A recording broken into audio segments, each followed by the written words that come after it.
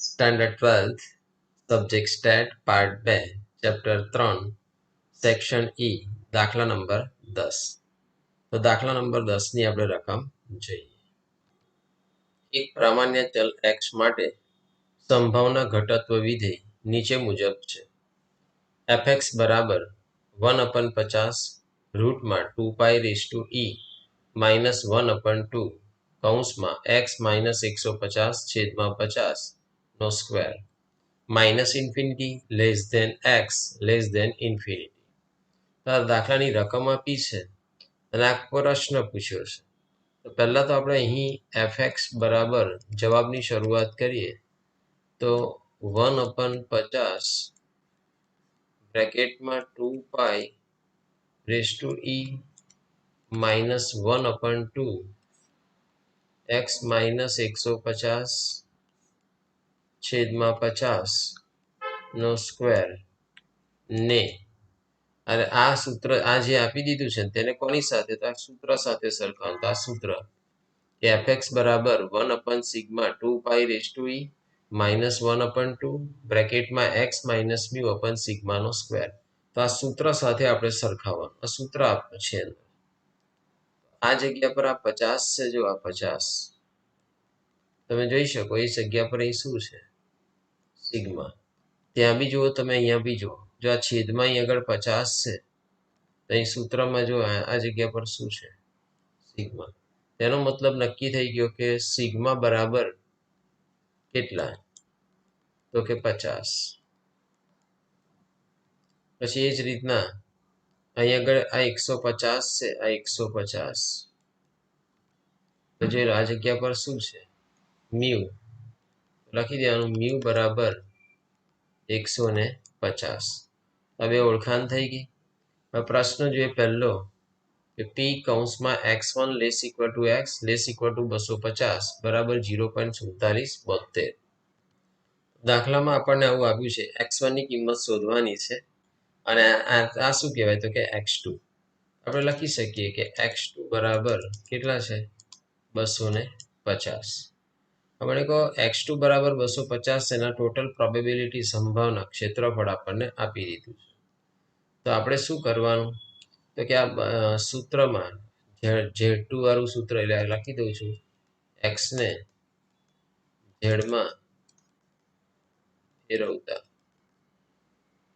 તો અહીં આગળ આપણે લખી દેવાનું Z2 બરાબર x2 minus mu upon sigma. તો Z2 તો શું કરવાના છે શોધવાના. x2 અત્યારે દાખલામાં આપ્યા છે. x2 કેટલા છે 250. તો Z2 એટલે કે x2 ની જગ્યા પર 250 મ્યુ. તો તમે મ્યુ અહીં આગળ જોઈ શકો મ્યુ કેટલા આપ્યા છે 150. તો મ્યુની જગ્યા પર 150 લખીશું અને સિગ્મા. તો સિગ્માની જગ્યા પર તમે કેટલા છે અહીં આગળ 50 એ લખી શકીએ સિગ્મા ઇઝ ઇક્વલ ટુ 50. 250 માંથી 150 જશે તો આપણે કેટલામાં આવશે 100 ભાગ્યા 50. 100 ભાગ્યા 50 કરશો તો 2. તો Z2 ઇઝ ઇક્વલ ટુ 2. તો અત્યારે હાલમાં x1 less equal to x less equal to 2 એવું થયું. પણ x ને હામાં ફેરવાના ઝેડમાં. તો p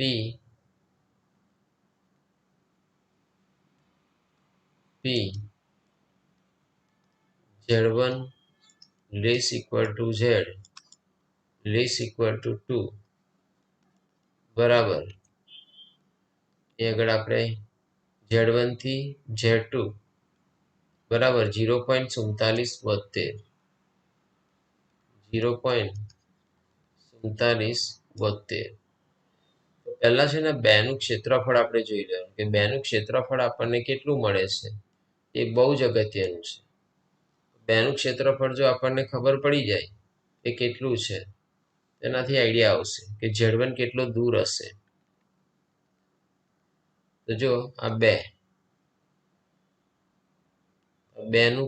બેનું ક્ષેત્રફળ સંભાવના 0.4772 0.4772 બેનું ક્ષેત્રફળ આટલું છે. તો આપણે શું કરવાનું? જો બેનું ક્ષેત્રફળ 0.4772 હોય તો અહીં મને કોઈ અહીં બી 4772 જ છે. તો Z2 હંમેશા જમણી બાજુ હોય, Z1 ડાબી બાજુ હોય. તો જો આપણે એક આકૃતિ દોરીએ કે Z1 થી 2 સુધીની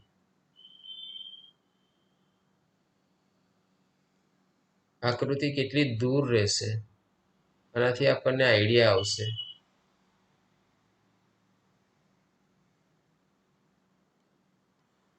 તો જો plus infinity, minus infinity, Z બરાબર 0.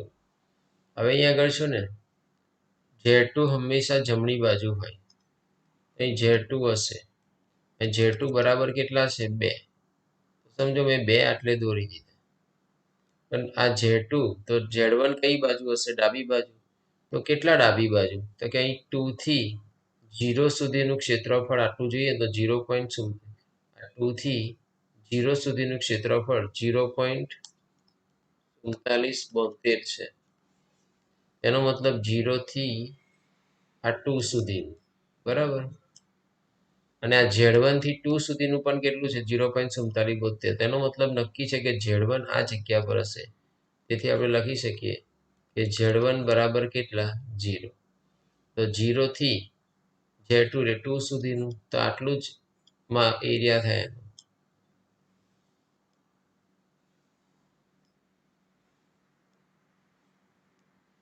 તો આટલો જ એરિયા થાય તો 0.4772. તો Z1 બરાબર કેટલા થઈ ગયા? 0. આપણે લખી જ દેવાનું કે તેથી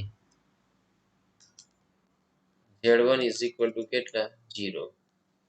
તો Z1 બરાબર આપણે સૂત્ર લખ્યું હતું Z2 Z1 જ આવશે કારણ કે Z2 તો આપણી પાસે છે. તો Z1 બરાબર x1 minus mu upon sigma. તો Z1 કેટલા છે? 0.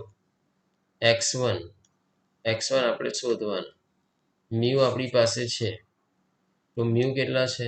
આ મ્યુની જગ્યા પર 150 ને સિગ્માની જગ્યા પર 50. તો 150 ઉપર ને 50 નીચે. 150 અને છેદમાં 50. આ 50 ઉપર જાય 0 સાથે, તો 0 ગુણ્યા 50 બરાબર x1 માઇનસ 150. આ બેનો ગુણાકાર કરશો તો 0 થઈ જાય. માઇનસ 150 આ બાજુ આવે તો પ્લસ થાય.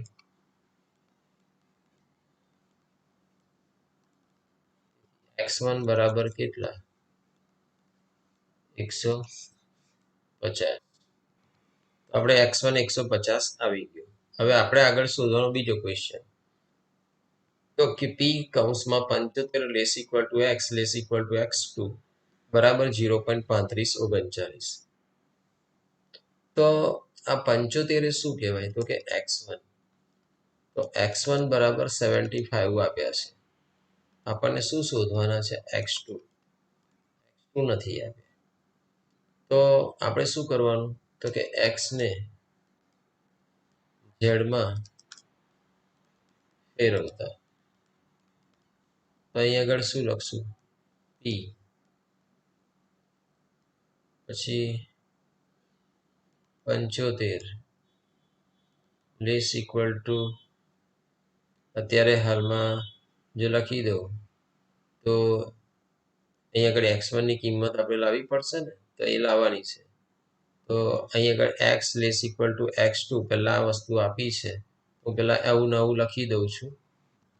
પહેલા તો આવું નવું લખવા કરતા પહેલા શું કરીશું? આપણે એક સૂત્ર લખી દઈએ.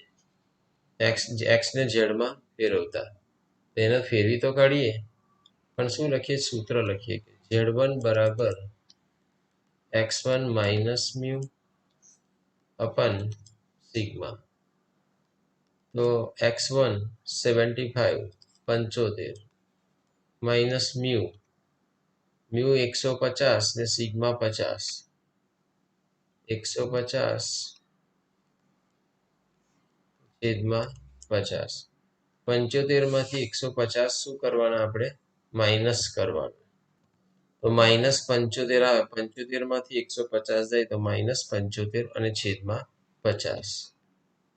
-75 -75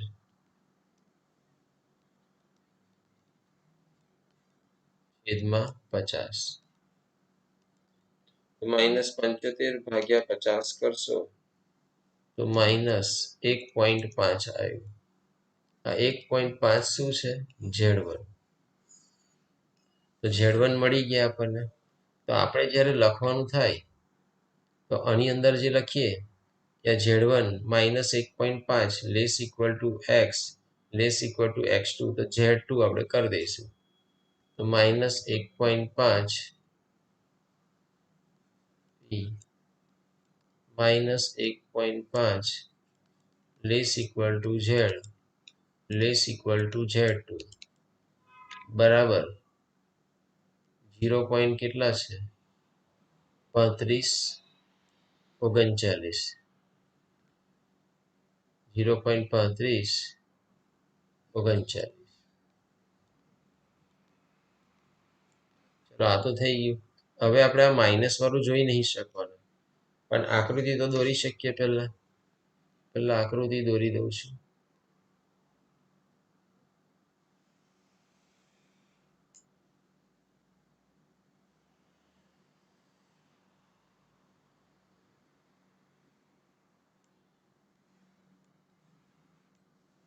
માઇનસ ઇન્ફિનિટી આ લખ્યું, પછી પ્લસ ઇન્ફિનિટી લખ્યું. Z બરાબર 0. ખાસ જોવાનું કે આ -1.5 છે તો એ કઈ સાઈડ રહેશે? તો કે આ ડાબી સાઈડ રહેશે. પહેલા હું ડાબી સાઈડ -1.5 તો લખી જ દઉં છું કે Z1 ઇઝ ઇક્વલ ટુ -1.5.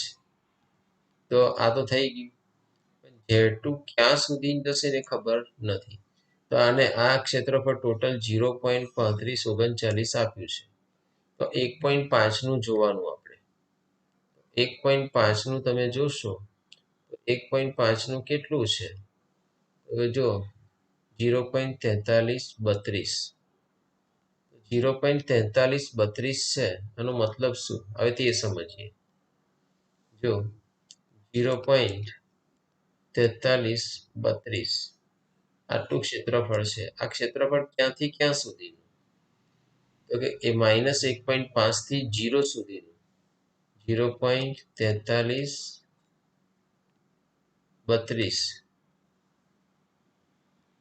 0.4332 જે ક્ષેત્રફળ છે એ -1.5 થી 0 સુધીનું છે. હવે આપણે અહીં કેટલું આપ્યું છે? 0.3539 જ છે આ Z2. Z1 થી Z2 સુધીનું ક્ષેત્રફળ 3539 જ આપેલું છે. અને ખરેખર આપણે -1.5 થી 0 સુધીનું જોઈએ ને તો 0.4332 થાય છે. એનો મતલબ એવો કે આ 3539 4332 જેટલું અંતર થતું નથી. એટલે એ થોડુંક આકૃતિ છે ને આ સાઈડ રહેશે. Z2 તમારે આ બાજુ આવવાના. દરેકને આઈડિયા આવી રહ્યો હશે હું જે કહેવા માંગુ છું તે. તો 0.4332 આ જે સંભાવના છે એ -1.5 થી 0 સુધીની છે. અહીંયાથી અહીંયા સુધીનું ક્ષેત્રફળ છે. અને આપણે આ ખાલી Z1 થી Z2 નું ક્ષેત્રફળ અહીં આગળ આપ્યું છે 3539. એનો મતલબ 3539 4332 કરતા નાના. આટલે સુધી ના પહોંચે તો ઓછું એટલે આ બાજુ આટલે આશરે રહે. તો Z1 થી Z2 સુધી એટલે આટલું ક્ષેત્રફળ છે. આપણે એવું યાદ રાખો કે આટલું જ છે Z1 થી Z2. હવે આપણે જેને ભાષા લખવી હોય તો કેવી રીતે લખવાની? તો કે પહેલા તો અહીં આગળ હાલમાં ક્યાંથી ક્યાં સુધીનું લખવાનું. તો જો અહીં આગળ Z2 આપણે શોધવાના છે, બરાબર. હવે અત્યારે હાલમાં -1.5 નું ક્ષેત્રફળ આપણને ખબર છે. આપણે એની ભાષા કેવી લખીશું? તો કે -1.5 થી 0 સુધી પહેલા કે P -1.5 less equal to Z less equal to 0 minus P Z2 થી 0 Z2 less equal to Z less equal to 0 is equal to કેટલું ક્ષેત્રફળ છે તો કે 0.3539 0.3539 માઇનસ છે તો એને પ્લસ કરવું પડે તો 0 ને હું આગળ લઈ લઉં છું અને 1.5 ને હું પાછળ લઈ લઉં છું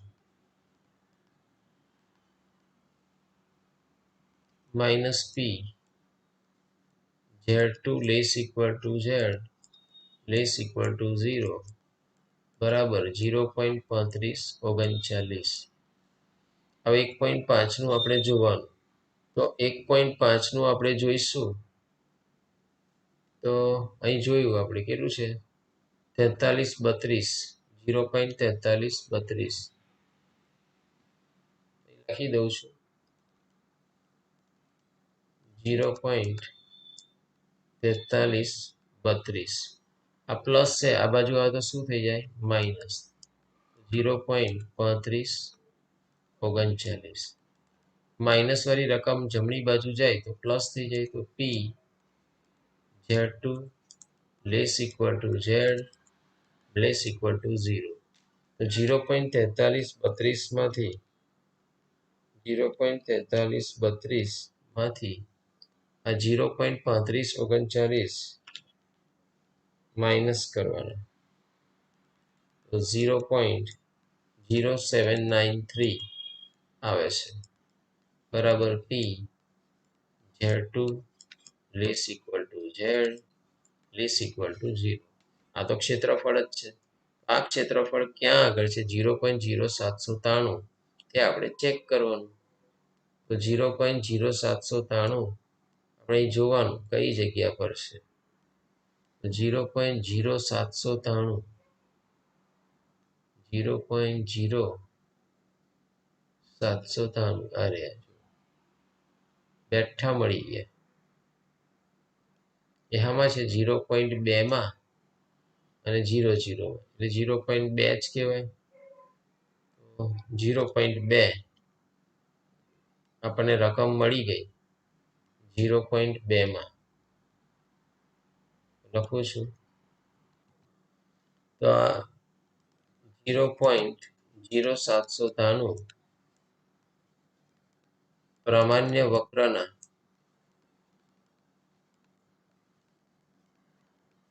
કોષ્ટકમાં ક્ષેત્રફળ પ્રામાણ્ય વક્રના કોષ્ટકમાં જોતા 0.2 માં સમાયેલ છે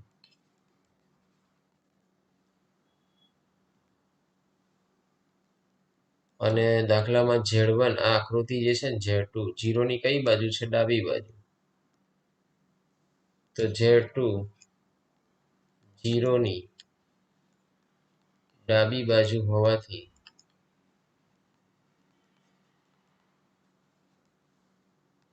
Z2 બરાબર -0.2 આપણે અહીં આગળ જોઈ લીધું કે 0.2 માં એ વસ્તુ સમાયેલી છે હવે આપણે આ સૂત્ર લખવાનું Z2 નું જે સૂત્ર લખ્યું હોય ને આપણે હા Z1 નું સોરી Z1 બરાબર x1 minus mu upon sigma તો x1 કેટલા છે 75 મ્યુ 150 તો હવે Z1 તો મળી ગયા સોરી હવે Z2 શોધવાના તો Z2 શોધીએ આપણે